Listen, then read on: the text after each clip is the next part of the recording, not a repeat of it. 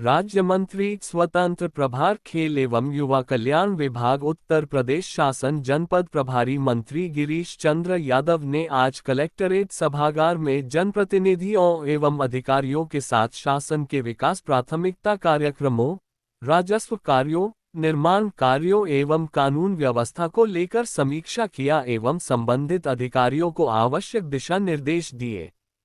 बैठक में प्रभारी मंत्री ने शासन द्वारा संचालित योजनाओं की प्रगति में सुधार लाने एवं पात्र लोगों को योजनाओं से लाभान्वित करने के निर्देश दिए।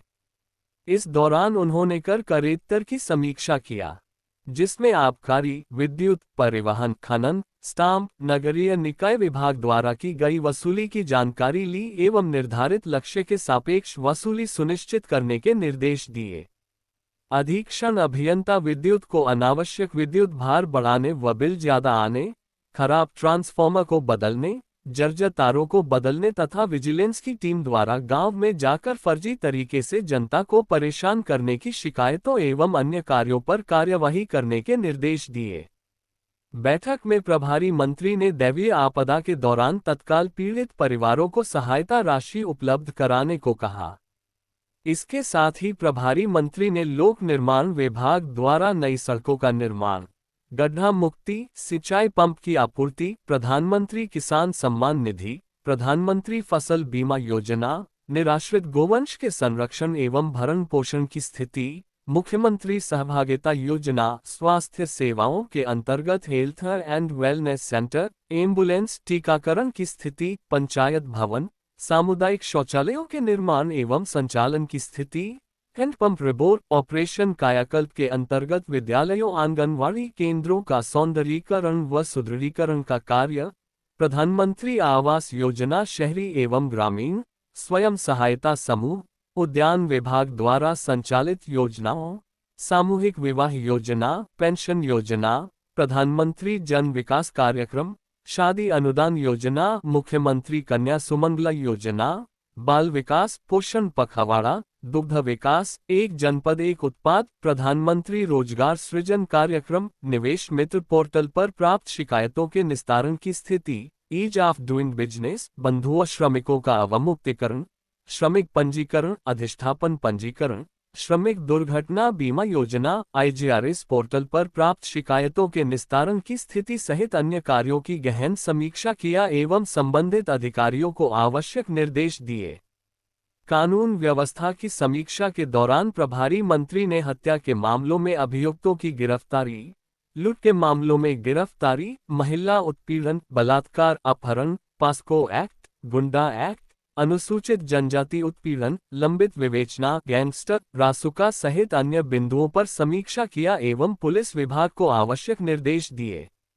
राज्य मंत्री ने बैठक में बिना बताए अनुपस्थित रहने पर अधिशासी अधिकारी नगर पालिका परिषद गौरीगंज अवनीश कुमार शुक्ल का 1 दिन का वेतन रोकने, स्पष्टीकरण प्राप्त करने एवं कार्यवाही हेतु शासन को पत्र भेजने के निर्देश दिए।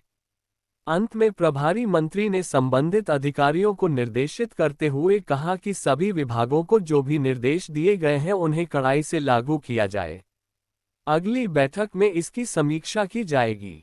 उन्होंने जनपद में चल रहे 50 लाख से ऊपर की लागत के निर्माण कार्यों की समीक्षा किया एवं निर्माण कार्य की गुणवत्ता पर विशेष ध्यान देते हुए निर्धारित समय सीमा के अंतर्गत कार्य पूर्ण करने के निर्देश संबंधित कार्यदायी संस्थाओं को दिए। उन्होंने कहा कि बजट के अभाव में जो निर्माण कार्य रुके हुए हैं उनमें धन आवंटन के लिए शासन को जिलाधिकारी की ओर से पत्र भिजवाए जाएं। इसके साथ ही प्रभारी मंत्री ने समस्त अधिकारियों कर्मचारियों को जनसामान्य के प्रति अपना आचरण व व्यवहार नम्र रखने के निर्देश दिए। साथ ही जनप्रतिनिधियों द्वारा फोन किए जाने पर तत्काल उठाएं एवं विभिन्न शासकीय योजनाओं में जनप्रतिनिधियों से भी प्रस्ताव प्राप्त करें। बैठक में जिलाधिकारी राकेश कुमार मिश्र ने प्रभारी मंत्री जी को आश्वस्त करते हुए कहा कि आपके द्वारा जो भी निर्देश दिए गए हैं उनका संबंधित अधिकारियों से अक्षरशः अनुपालन सुनिश्चित कराया जाएगा। बैठक के दौरान जिला पंचायत अध्यक्ष राजेश अग्रहरी, मुख्य विकास अधिकारी सान्या छाबड़ा, अपर जिलाधिकारी वित्त एवं राजस्व अर्पित गुप्ता, अपर पुलिस अधीक्षक हरेंद्र सिंह, जिला विकास अधिकारी तेजभान सिंह, मुख्य चिकित्सा अधिकारी डा। अंशुमान सिंह, परियोजना निदेशक DRDA ऐश्वर्य यादव, जिलाध्यक्ष भाजपा रामप्रसाद मिश्र सहित अन्य संबंधित अधिकारी मौजूद रहे। प्रदेशों 5 राज्यों का भी चुनाव हुआ। कांग्रेस के राजीव गांधी जी भारत जोड़ो यात्रा क्या क्या यात्राएं निकालते हैं। जनता इन विपक्षी दलों पर कोई विश्वास नहीं करती। जनता जो है भारतीय जनता पार्टी की वैचारिक विचारधारा पर विश्वास करती है और जो हमारा नेतृत्व है देश के यशस्वी प्रधानमंत्री मोदी जी और उत्तर प्रदेश के यशस्वी मुख्यमंत्री योगी जी पर विश्वास करती है। और उसका परिणाम अभी आपने देखा 5 राज्यों के चुनाव में, राजस्थान में भी, मध्य प्रदेश में भी, छत्तीसगढ़ में भी भारतीय जनता पार्टी को प्रचंड बहुमत की सरकार मिली। सारे लोग इकट्ठा होकर घेरने की कोशिश कर रहे थे कि भाजपा को हरा देंगे, लेकिन कोई हरा नहीं पाया। अखिलेश यादव ने भी जाकर मध्य प्रदेश में प्रचार किया, फिर भी कुछ नहीं बिगड़ने वाला था। तो ये जो PDA का नाटक बनाकर और इंडिया का गठबंधन बनाकर जो लोग भारतीय जनता पार्टी को रास्ता रोकने की कोशिश कर रहे हैं, वो सब बेनकाब हो चुके हैं। उनके साथ कोई जनता नहीं है, जनता उनको नकार चुकी है। भारतीय जनता पार्टी के साथ जनता पूरी मजबूती के साथ खड़ी है और देश में 2024 का चुनाव होगा। भारतीय जनता पार्टी के पक्ष में लोग मतदान करेंगे, भारतीय जनता पार्टी के पक्ष में लोग हैं और तिवारा देश के यशस्वी प्रधानमंत्री मोदी जी। मध्य प्रदेश में मोहन यादव की सरकार बनी है, तो क्या उत्तर प्रदेश में यादव भी? ये PDO को नसीहत है। ये जो लोग PDA की बात करते थे, जो जाति की बात करते थे, जो जाति जनगणना की बात करते थे, हमारी पार्टी का नारा है सबका साथ, सबका विकास, सबका विश्वास, सबका प्रयास। उसका परिणाम आपको दिखाई दे रहा है कि आज मध्य प्रदेश में मोहन यादव को वहाँ का मुख्यमंत्री बनाकर हमारी पार्टी ने, जो लोग इस बात को कहते थे, कभी कभी इस बात को कहते हैं कि यादव समाज उपेक्षित है, अपेक्षित है, भाजपा में इस तरह से हो रहा है, उस तरह से हो रहा है, इस बात को प्रधानमंत्री जी ने प्रमाण पत्र दिया है कि हम सर्व समाज के हित के लिए काम करते हैं, हम देश के लिए हित में काम करते हैं, हम प्रदेश के हित के लिए काम करते हैं। वो सर्वोपरि है। हम जाति जनगणना, जातियों के आधार पर काम नहीं करते। और आने वाले दिनों में आपको इसका असर भी दिखाई पड़ेगा और उसका आपने असर देखा होगा कि कोई भी विपक्षी जो ऐसे लोग हैं, उन लोगों ने जो आज यादव की बात करते हैं, उनकी बात करते हैं, उन्होंने बधाइयां तक नहीं दिया। 27 में यूपी में गिरीश यादव भी मुख्यमंत्री बन सकते हैं? नहीं, ये सवाल और जो कहीं कहीं कुछ कमियां मिली हैं, उन सब पर जिलाधिकारी और मुख्य विकास अधिकारी को इस बात को निर्देश दिया गया है, उनको अतिशीघ्र समय सीमा के अंतर्गत उन कार्यों को भी पूरा करावें और जो वंचित लाभार्थी हैं, उन वंचित लाभार्थियों को भी उसका लाभ मिलना चाहिए। इस दिशा में आज समीक्षा बैठक हुई है। बिजली से भी संबंधित कुछ विषय आए थे, उन विषय पर भी ध्यान आकर्षित कराया गया है और अतिशीघ्र उस पर निस्तारण करने के लिए भी हम लोगों ने निर्देश दिया। प्रधानमंत्री आवास योजना के अंतर्गत गरीबों का जो आवास बन रहा है, उसकी प्रगति के बारे में, मुख्यमंत्री योजना के अंतर्गत जो गरीबों को आवास मिल रहा है, उन सबको विधिवत समीक्षा बैठक हुई है और अतिशीघ्र उन सबके आवासों की जो प्रथम किस्त है, द्वितीय किस्त है, तृतीय किस्त है, उन सबको अवमुक्त करके यथाशीघ्र पूरा कराने का भी निर्देश हम लोगों ने दिया है। और मुझे पूरा विश्वास है कि अतिशीघ्र उसको लोग धरातल पर उतारकर और जो निर्देश दिए गए उसका पालन करते हुए लाभार्थियों को लाभ पहुंचाने के लिए हमारे सभी विभागों के संबंधित अधिकारी काम करेंगे।